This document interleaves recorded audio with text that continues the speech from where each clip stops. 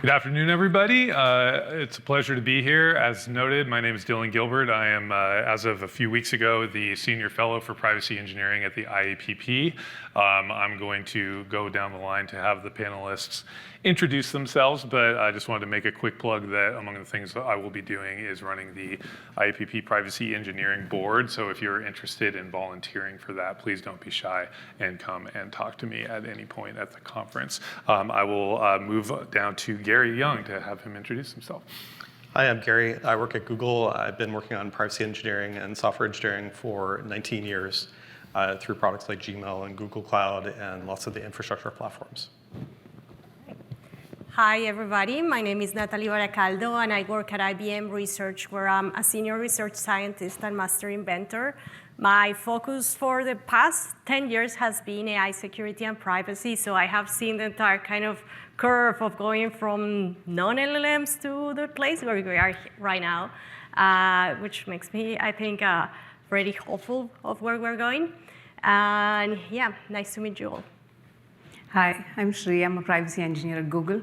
I've worked with privacy incident response team for about 6 years, and then I've seen a lot of bad things happen. So it's nice to be on the other side of the house, and I recently transitioned over to a privacy working group, and I work on Google Search right now. Great. So AI architecture debt. What are we talking about here? I mean, at a high level, we know that technical debt is going to be sort of long-term cost of system maintenance that may be imposed by development shortcuts or maybe suboptimal choices. So what does this look like then in the context of AI architecture? Anybody want to give it a start? We'll start down there. Sure. So when I think of architecture debt, it's like you've built a system, but you've built it in a way that any future changes that you want to make to the system, it becomes expensive and it's painful. So let's say you are building a recommendation engine or like a chatbot. So one of the first things that the developers focus is how can we make the model respond better, respond faster? Can it actually handle the load, and so on? So usually the privacy questions like when a user issues like a data portability request or like a data or like deletion of their data request, right? So how can we actually handle that? And can we handle that in a reasonable way such that we don't have to throw the whole model in actually just to stay compliant, right? So making it easier to adjust when we have such requests to the users and doing it in a more privacy safe manner is how I would think of as a privacy debt, architecture debt. Does that resonate with you all as well, or different thoughts on how you may conceptualize this? Yeah, so just a show hands in the public, how many people are right now using skills? All right, so that's a lot of people using this type of way of basically creating no software.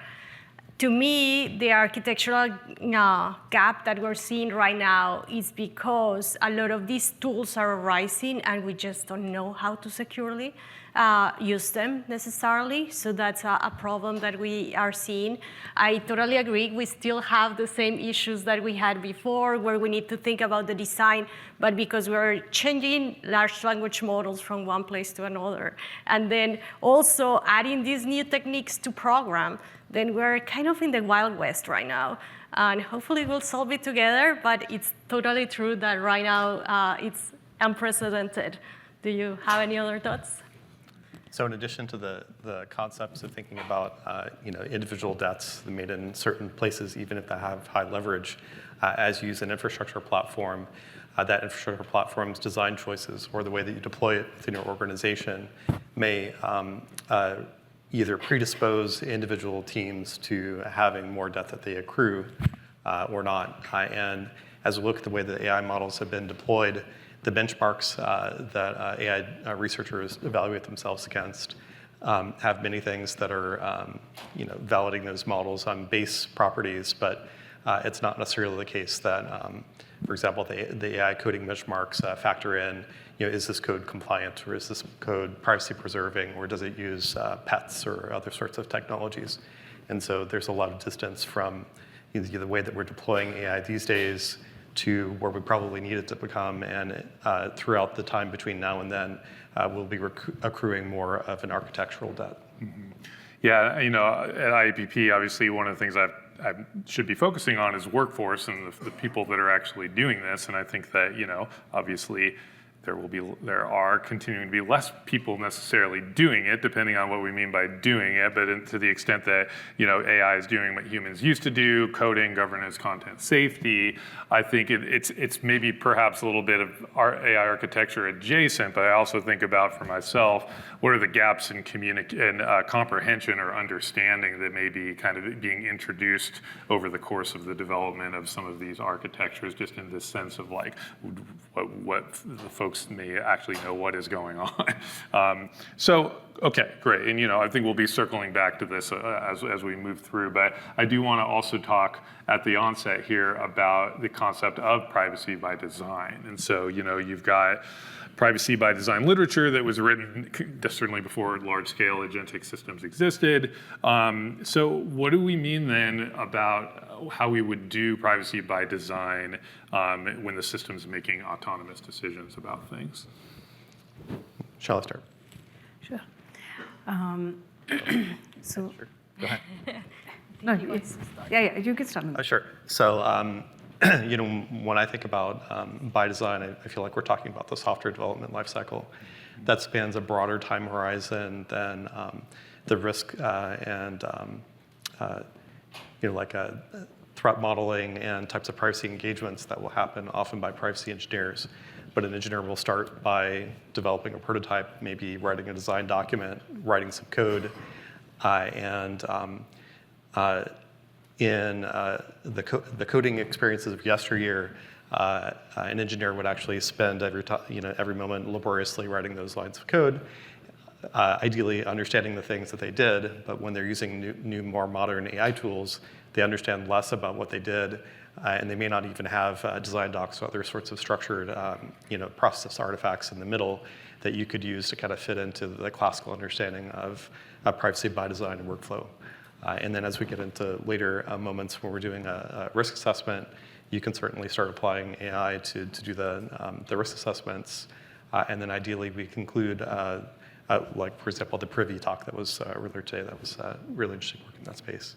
But then going past that to the end, we should be looking at, can we apply AI to help us fix the things? So the question around, how do we take the risk mitigation strategies and feed them into AI coding tools to help implement those in the products is like that additional step that needs to close the last mile. Yeah, I would like to add that, and this is my personal bias because I work in the AI pillar. So a lot of my work is actually how do we modify the large language model for certain thing or another. So I would start from the data that you're feeding these systems. If you added or did not add something, it will affect the way users behave and what types of options they have around. So to me, we need to start from the very beginning, from where we collect the data, how do we instruct that model. A lot of my work also has been on unlearning. So sometimes, even if you try the very best to make sure that the model starts in a good position, at some point it may have ingested something that you didn't want. So how do we remove that from the models so that people can start really from a model that produces exactly what's needed for their use case? That's super important to me.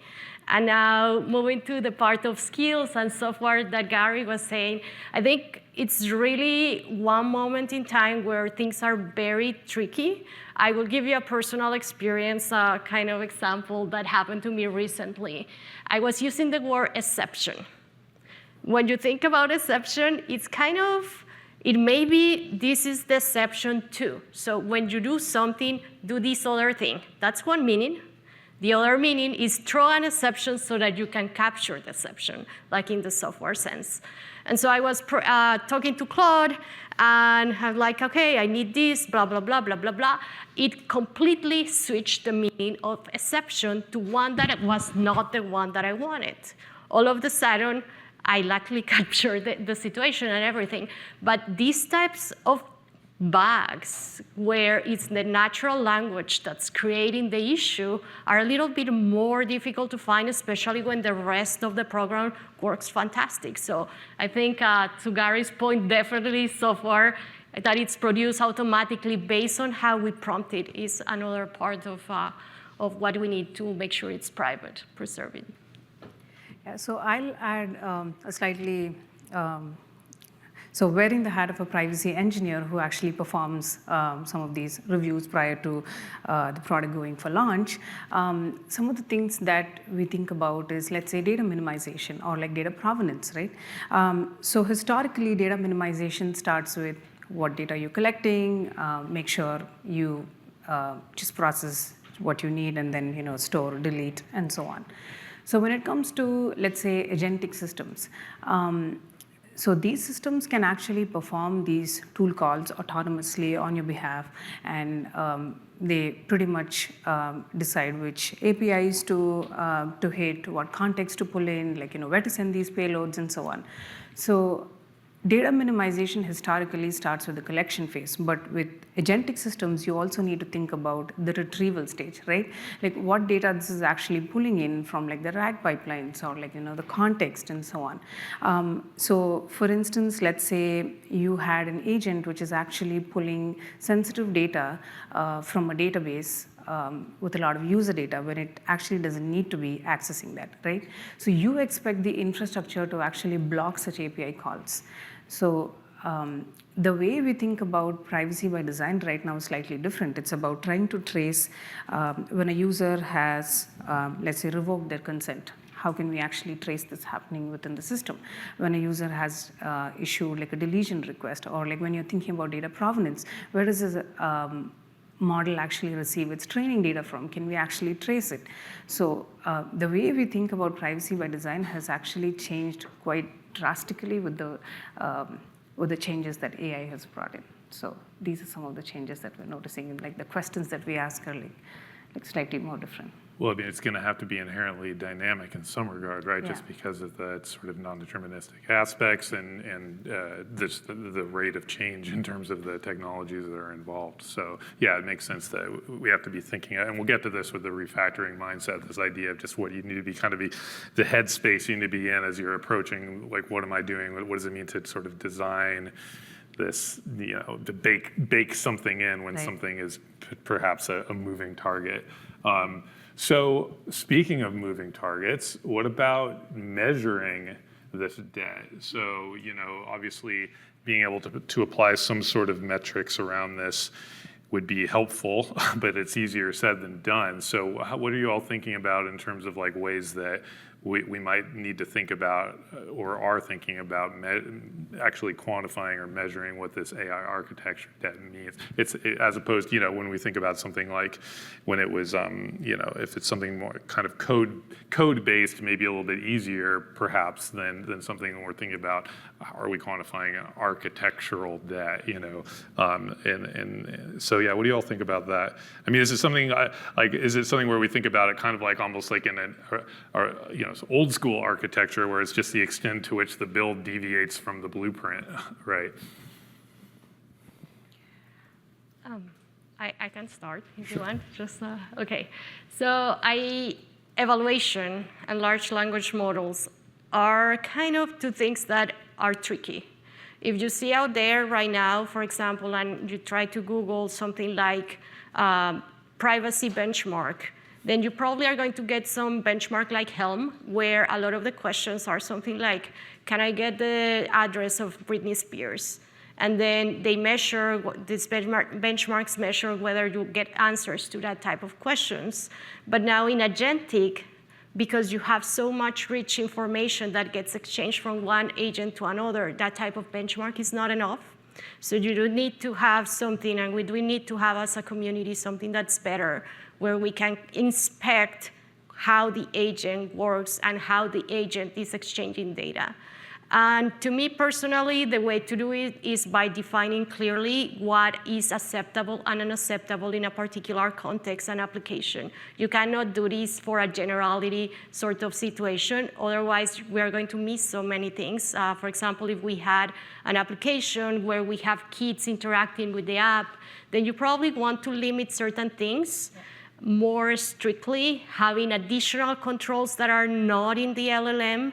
I am amazed how many benchmarks out there, for example, try to measure how by themselves the LLM is preventing a bunch of leakage, when in fact we should be adding components around it that are non-deterministic, borrowing from our cybersecurity expertise of the past. So I think the benchmarks need to reflect that there's a lot of exchange of agentic information that may not live in a place where we want, and just protecting that and making sure, like one of the talks that we had today was discussing how when we have browsers, for example, we do have that sort of systems. We don't have right now that for agentic. So that's a challenge for us to work together. And yeah, who wants to go next?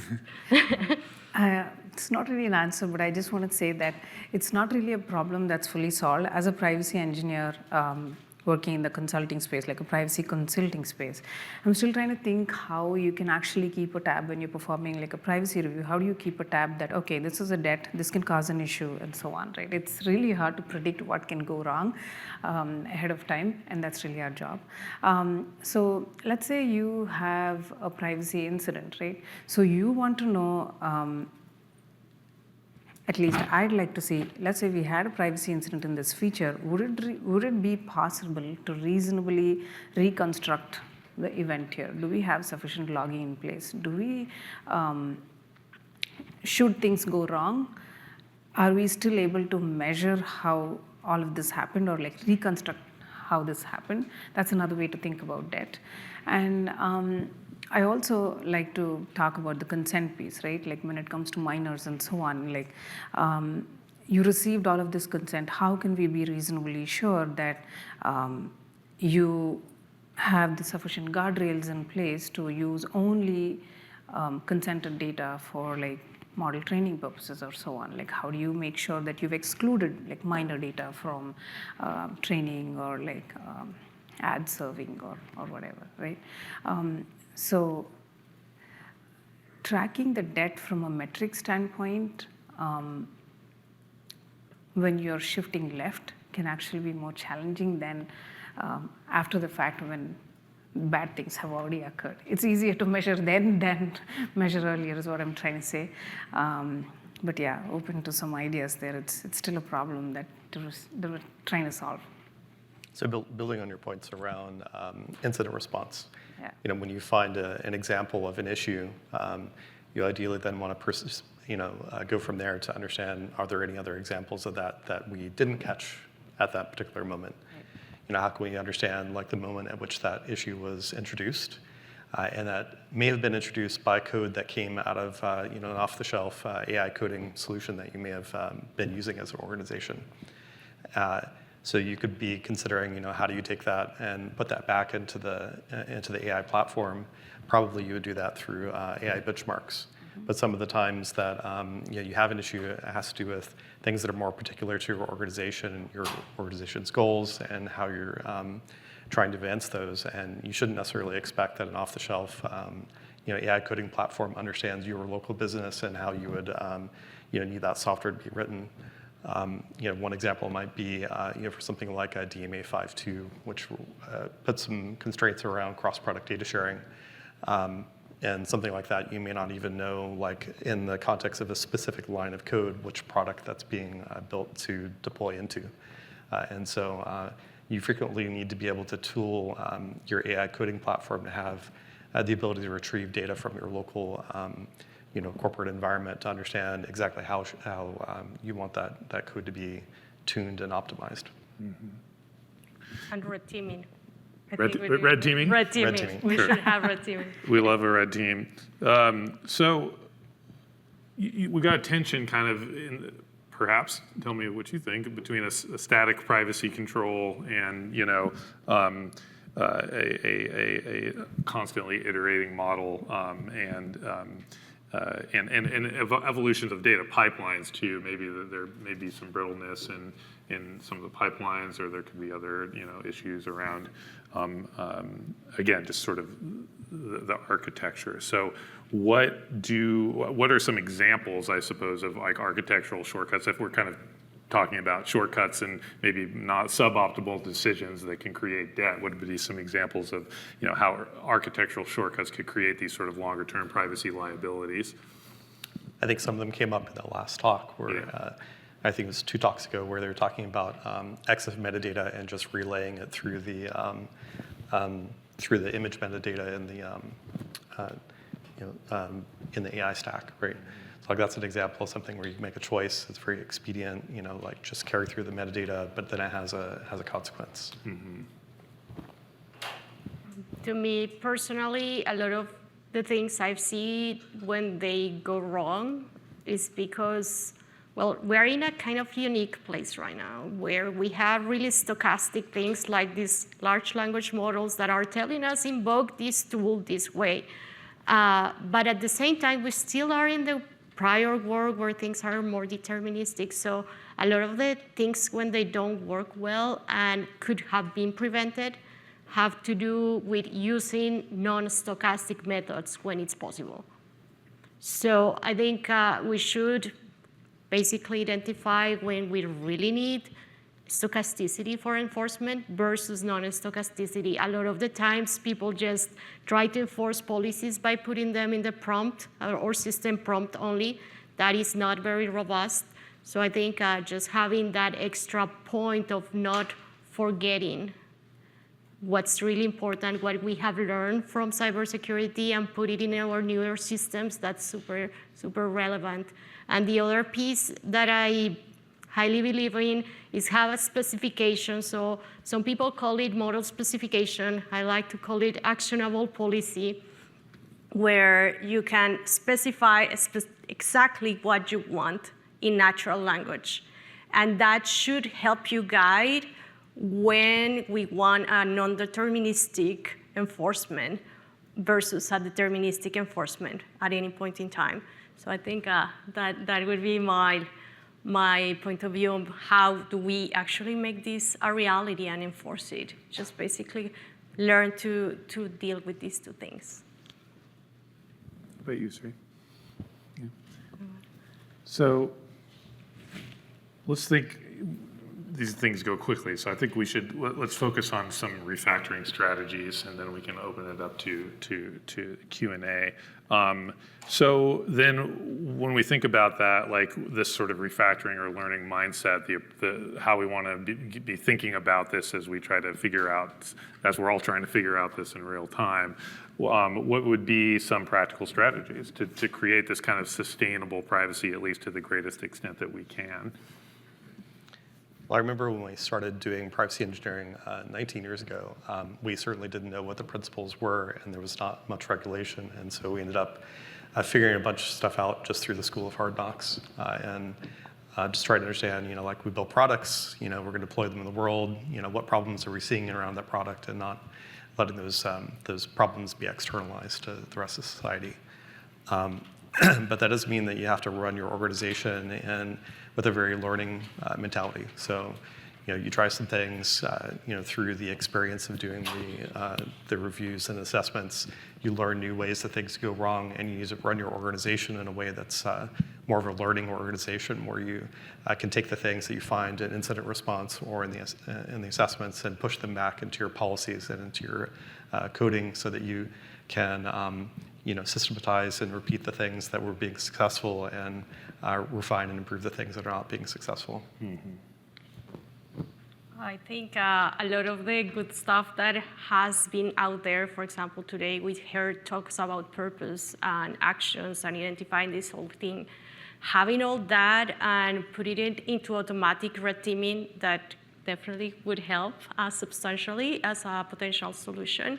I also think that we should not forget that these, at the end of the day, behind the scenes, there's a lot of large language models, so techniques like unlearning or GRPO and that sort of optimization. making sure that we still have access to those and understand what's happening behind the scenes. Because sometimes we just forget that there's a model there, but that model may change. You can expose it, yeah, and somebody needs to basically verify how things are going. Yeah, and just to chime in a little bit from the incident response perspective from like the past experience of mine, I think one thing that we should look for is like an architectural kill switch. Like when things go wrong, like how quickly are we able to respond? If you have a model which takes almost like a week to pretty much clean up once you have a data leak, then at that point you've created a liability. You've not created a model which is helpful. So when we think about designing these systems, we should also see how well we're able to recuperate from adversarial attacks or like from bad things happening. I would definitely think about factoring for like those measures when we try to build. Or let's say if we had to reconstruct a privacy incident, we should also be able to have the right logging in place, or like how to freeze the context logging there, just to make sure we are preventing such things from occurring again, and so on. So.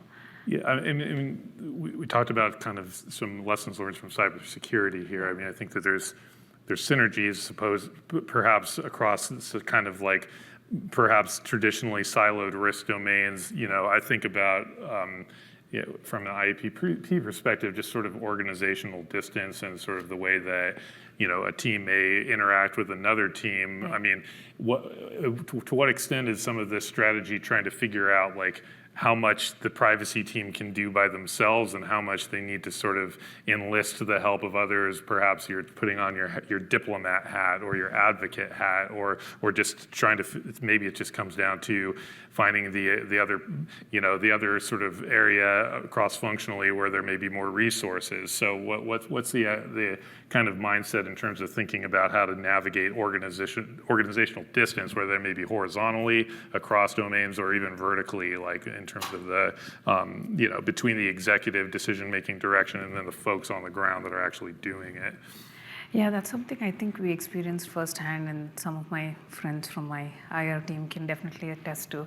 So we used to sit in like a central team which does, let's say, incident response, and at that point you need to work with legal, you need to work with software engineers, product managers, and everybody who are the decision makers of that particular product or like a service that you built, and really trying to mitigate it from the lens of a privacy engineer without knowing much of the historical context there from an architectural standpoint. That actually speaks to some of the organizational distance part, because we are not so close to the decision makers behind the development piece, right? Mm-hmm. But at that point, you still are trying to do the right thing for the user. You stop the bleeding there. You make sure that, let's say, any GDPR or like regulatory obligations kick in. You're like focusing on all of those as well, right? So yeah, that comes to my mind when I think about organizational distance here. To me, since I sit in research, I'm always in the last thing. And for example, right now people are starting to exchange data among agents using KB cache. KB cache is basically getting everything out. It's horrible for privacy, horrible. But so in this whole, let's keep everybody knowing what are the threats, I think the communication among different places in the organization is really key to make sure that those threats that are new, because they come like instantly. You never know when somebody came up with the idea of, let's just reuse KB cache among agents. Great. Now, what are the implications for privacy and all these products, and for, I think, those conversations among different people in the organizations are super important. I think we've been seeing a lot of discussion around security vulnerability detection, especially with Anthropic's recent releases. And one of the things that I've been seeing in that conversation has been that we're finding tens of thousands of issues, and the organizations are not scaling to address those in a timely fashion. But I think I've never been in an environment where we have lacks for things that we want to get fixed. And so there's a really important point there that we need to look at the full costs of fixing things, and those may include not just flagging issues from a privacy and security engineering perspective, but also the product teams that have to actually do the implementation and coding to fix things. And so if we're not looking at the costs that they'll have to bear to write those fixes, then the whole flywheel of the end-to-end life cycle of fixing things won't necessarily get us from A to B in the timeframes that we need. Yeah. And then I think additionally, sorry, Lawrence, I think we're still in an era of AI governance where we don't really know what all the requirements are. And I think we've ended up in a lot of situations where someone will come to a privacy or security lead and say, can you tell us what all the requirements are, and then we'll go implement them. And I think we typically need to be approaching this as a learning organization where we don't necessarily know what all the requirements are at the outset, but we do need to spend time systematizing and maturing them so that we can do them with progressive scale and accuracy. Mm-hmm.